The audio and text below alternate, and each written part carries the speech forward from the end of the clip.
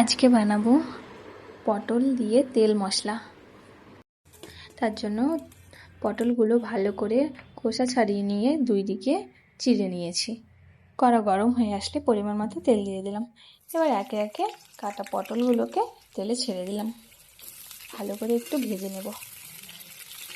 এই যে হালকা ভেজে নেওয়ার পরে অল্প নুন দিয়ে দিলাম। এবার একটু ভালো করে ভেজে নেব। এই যে পটলগুলো ভাজা হয়ে গেছে, এবার একে একে পটলগুলোকে নামিয়ে নেব। ভাজা পটলগুলোকে নামিয়ে রেখে এবার মশলাটা বানিয়ে নেব। পটল ভাজার তেলে একটু ফোড়ন দিয়ে দিলাম। এবার মশলাটা দিয়ে দেব।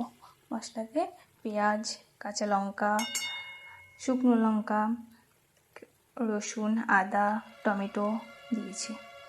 হলুদ, লঙ্কা গুঁড়ো, ধনে গুঁড়ো, জিরে গুঁড়ো দিয়ে দিলাম। এবার ভালো করে মশলাটাকে কষিয়ে নিতে হবে। মশলাটা কষানো হয়ে এসেছে, এবার ভাজা পটলগুলোকে দিয়ে দিলাম। ভাজা পটলগুলোকে দেওয়ার পরে একটু নেড়ে নেব ভালো করে। এই যে পটলগুলো কষানো হয়ে গেছে, তেল বেরিয়ে এসেছে, এবার পরিমাণ মতো জল দিয়ে দেবো পটলগুলো সেদ্ধ হওয়ার মতো।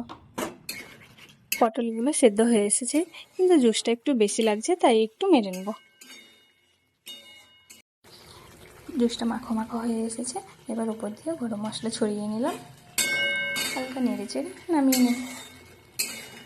উপর দিয়ে হালকা ধনেপাতা ছিটিয়ে দিলাম। তো হয়ে গেছে আমাদের পটলের তেল মশলা রেসিপি।